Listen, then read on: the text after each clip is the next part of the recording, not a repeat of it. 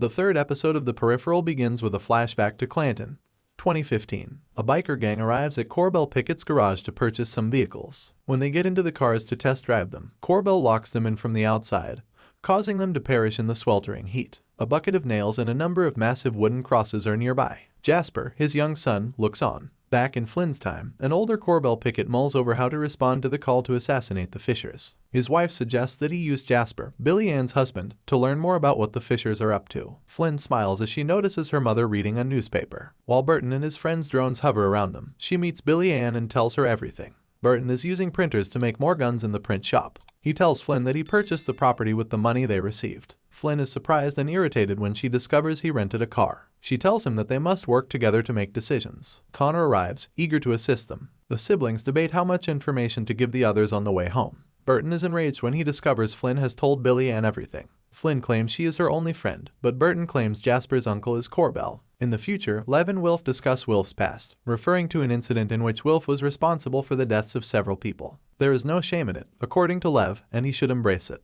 They activate Flynn's peripheral, which is stored in a box when not in use. Flynn logs into the peripheral and informs them of what happened to Alita. Mariel Raphael worked as an assistant security manager at the Research Institute. In exchange, they inform her that Corbell Pickett has been hired to harm them. Wilf is sitting in his car, staring at a house. We are shown a flashback to when he and Alita were adopted by their parents. They desired Alita, but she refused to accompany Wilf, then known as Wolfgang. The couple decides to adopt him after he agrees to change his name to Wilfred. When he walks into the house, he hears Alita singing, but it's just a robot with her face and voice. He meets his adoptive mother, who tells him she last saw Alita in St. James a month ago. Alita, in her usual cryptic manner, stated that she was staying where snow last fell in London. There is clear animosity between Wilf and his mother as they converse. Flynn and Burton disagree about Corbell's situation. Burton wishes to murder him, but Flynn insists on another method. She logs in again, this time while driving Wilf. They drive around Buckingham Palace, attempting to retrace Flynn's steps from the previous evening.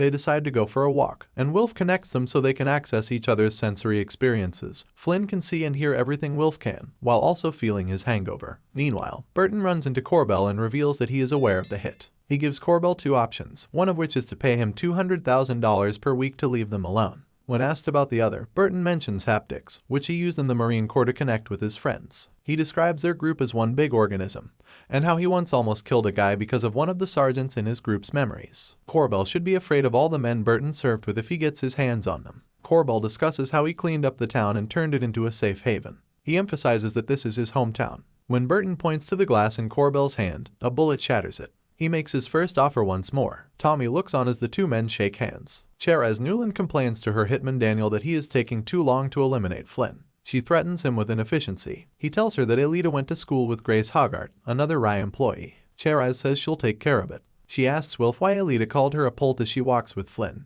He claims it's an abbreviation for poltergeist, which is a term for people from another era who use peripherals. When a police robot starts following Flynn, Wilf realizes the peripheral isn't properly registered. When confronted by the police robot, Wilf fabricates a story about a woman from Canada using the peripheral. To avoid the question of the woman's visa, he makes up an impromptu love confession. Flynn requests permission to leave and is logged out of the Perry. Cheraz Newland pays a visit to Grace Hoggart in a garden surrounded by beehives. Cheraz tells Grace that her data research on the stub is important work over tea. She then inquires about Alita. Grace admits that she was the one who introduced Alita to the stub research department.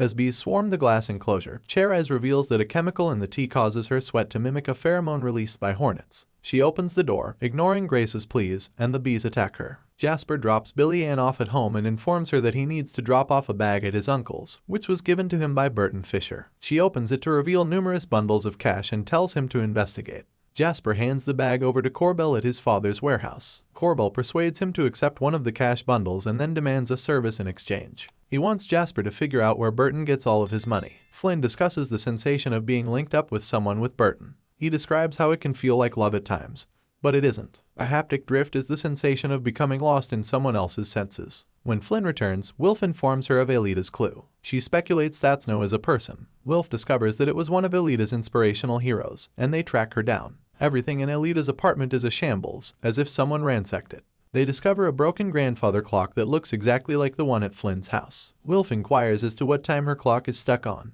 A secret door opens when they move the clock hands to that time. They locate the operating room where Flynn had her eye replaced. There are also 2 deconstructed peripherals. Flynn also discovers a white model of her own home and its surroundings. When the main door slams open, they are about to leave. Daniel and a robot attack them, with Daniel employing his sonic gun, which appears to have an effect on Flynn's actual body as well. They successfully overpower both of them. Cheraz is after Flynn because she stole something, according to Daniel. Cheraz remotely controls the robot and kills Daniel before he can say anything else. While the peripheral continues to be a little longer and slower than necessary, this episode delves quite deeply into relationship dynamics. We see Flynn's struggle for control with her brother, as well as Wilf's resentment toward his adoptive mother. There are also some intriguing tidbits about Wilf and his background, such as the forced name change and Elita's disappointment with his decision. It will be interesting to see how the show deals with racism in the future. In this episode, even Cheraz becomes more intriguing, especially when she compares her actions to those of a protective mother. Tina Miller portrays her smiles and threats with truly chilling energy, and one can't help but be impressed by her cool and effortless manner of murder. An admirable adversary. Thanks for watching, and if you are new to our channel, subscribe and click the bell icon